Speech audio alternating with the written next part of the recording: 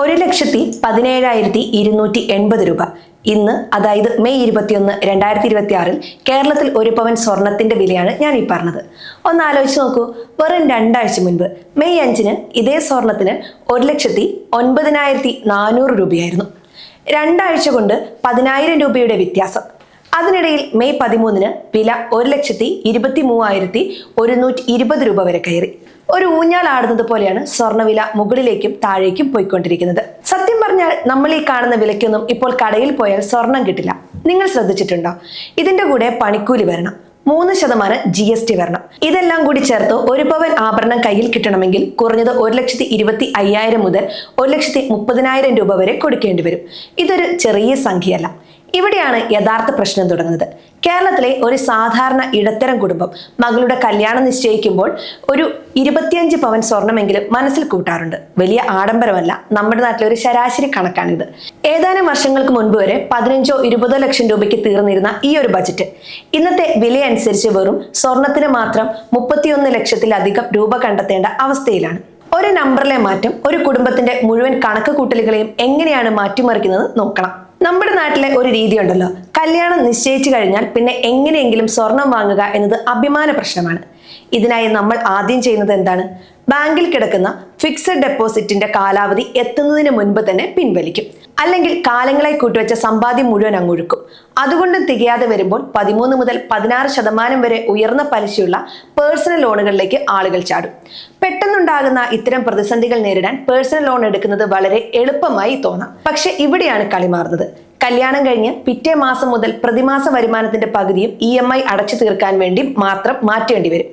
ഭാവിയിലേക്കുള്ള സമ്പാദ്യങ്ങളെയും അടിയന്തര മെഡിക്കൽ ഫണ്ടുകളെയും ഒക്കെ ഇത് എങ്ങനെ ബാധിക്കുമെന്ന് ആരെങ്കിലും ആലോചിക്കാറുണ്ടോ? കടം വാങ്ങി സ്വർണം വാരിയിട്ട് കല്യാണം കഴിച്ചതിന് ശേഷം ജീവിതത്തിന്റെ ബാക്കി കാലം മുഴുവൻ ആ കടം വീട്ടാൻ വേണ്ടി ജീവിക്കേണ്ടി വരുന്നത് വലിയൊരു കെണിയാണ്. കളി തോൽക്കുന്നത് ഇവിടെയാണ്. അപ്പോൾ പിന്നെ എന്താണ് വഴി? ഈ സാഹചര്യത്തെ നമ്മൾ എങ്ങനെ മറികടക്കും? ചില പ്രായോഗികമായ കാര്യങ്ങളാണ് ഇനി ഞാൻ പറയുന്നത്.